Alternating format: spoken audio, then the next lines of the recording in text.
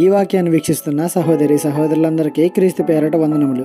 ఈరోజు వాక్యం ద్వారా దేవుడు మనతో చెప్తున్న మాట, అతడు మిమ్మల్ని ఎరుగనని మీతో నిశ్చయంగా చెప్పుచున్నాను నేను. మత్తయి సువార్త 25:12. ఈ మాట బుద్ధిలేని కన్యకలతో పెండ్లి కుమారుడు చెబుతున్నాడు. ఎందుకంటే పెండ్లి కుమారుడు వస్తాడని వారికి తెలుసు, ఏ సమయంలోనైనా వచ్చి తీరుతాడని వారికి తెలుసు. అయినా సరే సరి అనే సిద్ధపాటు లేకుండా నిర్లక్ష్యంగా వ్యవహరించారు.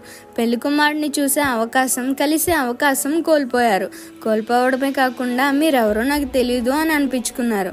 రేపు మన పరిస్థితి కూడా అంతే. మరి యేసయ్య వచ్చేసరికి సరి అనే సిద్ధపాటు లేకుండా నిర్లక్ష్యంగా వ్యవహరిస్తే పరలోక ప్రవేశం కోల్పోతాం. చర్చికి వెళ్ళడం, పరిచర్య చేయడం, దేవునిలోకి జనాలను నడిపించడానికి ప్రేమను నటించడం, ఇది కాదు సిద్ధపాటు అంటే. పరిపూర్ణమైన ప్రేమ లేకుండా, సరైన పరిశుద్ధత లేకుండా నువ్వు ఏం చేసినా అవి నిరుపయోగమే. నువ్వు చేసేది మచ్చైనను కలంకమైనను లేకుండా ఉండాలి. అదే యేసయ్య వచ్చినప్పుడు మనం ఎత్తబడగలిగే సిద్ధపాటు. గుర్తుపెట్టుకోండి. ఈ చిన్న సువార్త పరిచర్యలో మీ సహోదరులు. God bless you. ఆమేన్.